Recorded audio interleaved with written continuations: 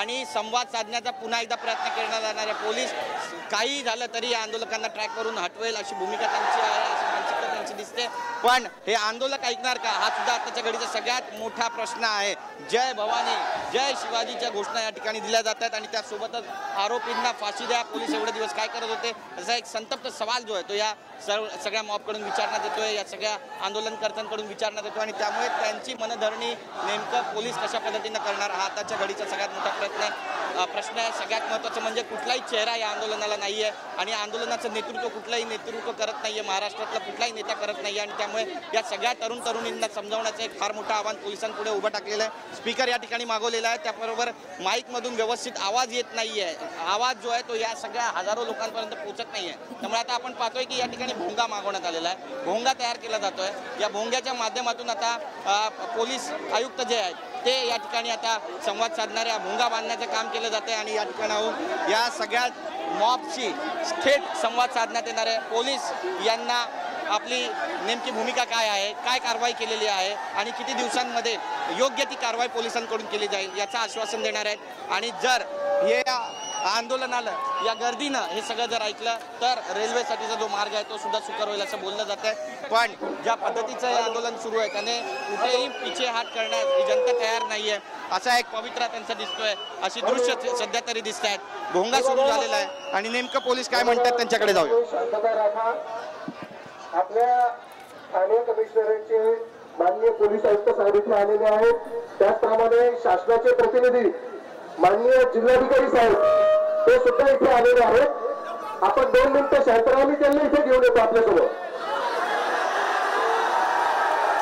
एक 2 मिनिटं मागतो।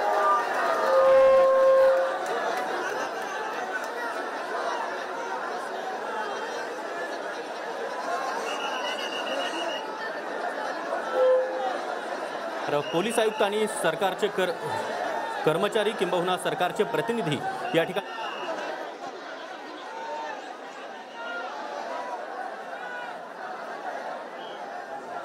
गिरीश, आता आपण पाहतोय की पोलिसांकडून जिल्हाधिकाऱ्यांना या ठिकाणी संवाद साधण्यासाठी बोलावण्यात आले, तसंच वरिष्ठ पोलीस अधिकारी जे आहेत त्यांना देखील आता संवाद साधण्यासाठी इथे बोलावण्यात आलेला आहे। कशा प्रकारचा संवाद या ठिकाणी साधला जाऊ शकतो, काही शिष्टमंडळ पोलिसांशी या ठिकाणी चर्चा करेल का, काय वाटतं? नक्कीच निखिल, आपण पाहतोय की गेल्या 7 तासापासून या ठिकाणी आंदोलन सुरू आहे आणि आता शासनाचं एक शिष्टमंडळ या ठिकाणी पोहोचलंय, ज्यामध्ये 2 सरकारी अधिकारी आहेत, स्वतः जिल्हाधिकारी उपस्थित राहणार आहेत आणि 2 वरिष्ठ पोलीस अधिकारी सुद्धा आहेत। त्यामुळे पोलिसांची नेमकी बाजू काय, शासनाची नेमकी बाजू काय आणि सरकारची नेमकी बाजू काय, या तिन्ही बाजू या ठिकाणी स्पष्ट केल्या जातील आणि नागरिकांना गळ घालण्याचा प्रयत्न केला जाईल की त्यांनी आंदोलन मागे घेण्यात यावं, सरकारला वेळ द्यावा, जेणेकरून योग्य ती कारवाई केली जाईल, फास्ट ट्रॅकमध्ये हे प्रकरण नेऊ आणि कारवाई करू, असं एक जे आव्हान आहे ते स्वतः महाराष्ट्राचे गृहमंत्री देवेंद्र फडणवीस यांनी केलेला आहे। आणि त्यामुळेच आपण पाहतोय की या ठिकाणी आता सरकारचा संदेश घेऊन, महाराष्ट्राचे मुख्यमंत्री एकनाथ शिंदे यांचा संदेश घेऊन या ठिकाणी जिल्हाधिकारी आणि त्यासोबतच पोलीस अधिकारी पोहोचलेले आहेत आणि नेमकी आपली भूमिका सरकारची काय आहे ती या ठिकाणी मांडली जाईल आणि त्यानंतर नेमकं या मॉबला गळ घातली जाईल आणि त्यांना समजून सांगण्याचा जो प्रयत्न आहे तो केला जाईल आणि जर त्यांनी ऐकलं नाही तर सरकार मग पुढची कारवाई करेल असं सुद्धा बोललं जाते। पण ती कारवाई होणार नाही असं सुद्धा बोललं जातं, कारण या ठिकाणी वरिष्ठ अधिकारी पोहोचलेले आहेत आणि या सगळ्या गर्दीला समजावण्याचा त्यांचा एक प्रयत्न असणार आहे। आपण पाहतोय सकाळपासून जी गर्दी जी आहे ती आक्रमक पवित्र त्यांनी घेतलेला आहे। बदलापूर स्थानक त्यांनी आपल्या ताब्यामध्ये घेतलेलं आहे, बाहेर सुद्धा आपण पाहिलं बदलापूर स्थानकाच्या बाहेर तिकडे दुकानं बंद आहेत आणि तीव्र आक्रोश, तीव्र निदर्शनं या ठिकाणी केली जात आहेत। जी घटना घडली ती अत्यंत निंदनीय आहे आणि याबाबत पोलिसांना देखील निलंबित करण्यात आल्याचं बोललं जात आहे। त्यामुळे नेमकी आता भूमिका काय असणार आहे या सगळ्या आंदोलनकर्त्यांची ते पाहावं लागणार आहे, त्यांना या सगळ्या अटी शर्ती सरकारकडून मांडल्या गेलेल्या मान्य असणार आहेत का, ही आताच्या घडीची सगळ्यात महत्त्वाची बाब आहे आणि ती जर मान्य केली तरच हे आंदोलन मागे जाईल आणि रेल्वे सुरू होईल, कारण आता वर्किंग डे आहे, बऱ्याच सुट्टीच्या नंतर ऑफिसला सगळे चाकरमानी गेलेले आहेत, त्यामुळे संध्याकाळची वेळ जशी जशी वाढत जाईल तसा रेल्वेचा जो प्रवास आहे तो करणं अत्यंत गरजेचं आहे आणि तो जर झाला नाही तर मुंबईमध्ये बरंच ट्रॅफिक कंजेक्शन होऊन जाणार आहे आणि ते होऊ नये यासाठी ही सगळी आपण पाहतोय की घडामोड जी आहे ती घडताना आपल्याला पाहायला मिळते आणि बराचसा खटाटोप रेल्वे प्रशासनाकडून, पोलीस प्रशासनाकडून आणि त्यासोबतच सरकारी अधिकाऱ्यांकडून सुद्धा केला जातोय, कारण जर इथून ही गर्दी हटली नाही तर त्याचे थेट परिणाम जे आहे ते पुढे 4 वाजेनंतर 5 वाजेनंतर मुंबईमध्ये पाहायला मिळतील, कारण जो डाऊनचा क्राऊड आहे तो आक्रमक होऊन जाईल आणि मग त्यांना हँडल करणं एक फार मोठी कसरत ठरेल. त्यामुळेच आपण पाहतोय या ठिकाणी आता पोलीस अधिकारी पोहोचलेले आहेत आणि थेट संवाद साधण्याचा जो प्रयत्न आहे तो सुद्धा या ठिकाणी केला जातो.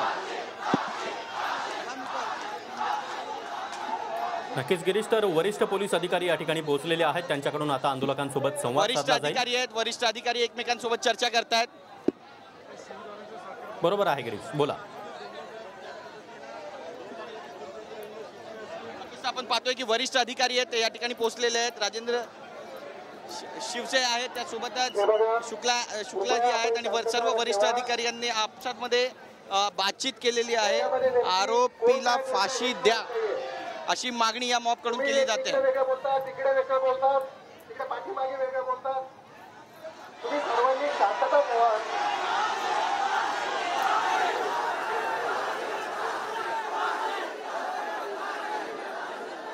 हे बघा, याच्यामध्ये जो गुन्हा दाखल झालेला त्याचा जो काही प्रोग्रेस झालेला तो सगळा आपल्याला सांगण्यात येते, परंतु आपण शांतता ठेवा.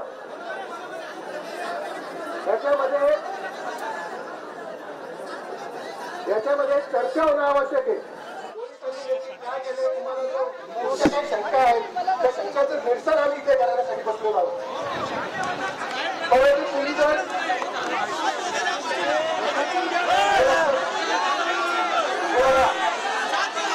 कोणी इकडे कोणीतरी काहीतरी बोलेल, इकडे बोलेल, त्याच्यापेक्षा माझा असेल आपल्याला विनंती होती, जर आपल्यामधून जर एखादं शिस्तबंध आलं ते समोर आलं, त्यांनी जर आम्हाला सांगितलं की तुम्हाला याच्यामध्ये शंका आहे, याच्यामध्ये अडचण आहे, आपल्या इथे वरिष्ठ अधिकारी इथं आलेले आपल्यासाठी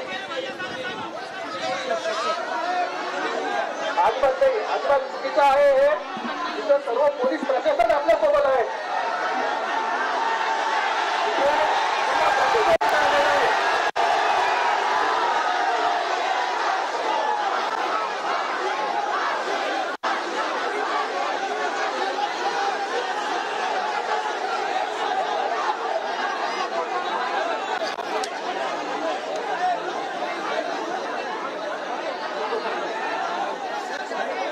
वरिष्ठ पोलीस अधिकारी आता या ठिकाणी दाखल झाले, तसंच ठाण्याचे जिल्हाधिकारी ते सुद्धा इथे संवाद साधण्यासाठी या ठिकाणी दाखल झालेले आहेत. आणि आता वरिष्ठ पोलीस अधिकारी आणि जिल्हाधिकाऱ्यांकडून आंदोलकांशी संवाद साधला जाईल. तुमच्या जेवढ्या काही शंका आहेत त्या शंकांचं निरसन होईल. आपल्याला याच्यातून मार्ग निघणं गरजेचं आहे. लक्षात घ्या, आपल्याला याच्यातून मार्ग काढायचा आहे.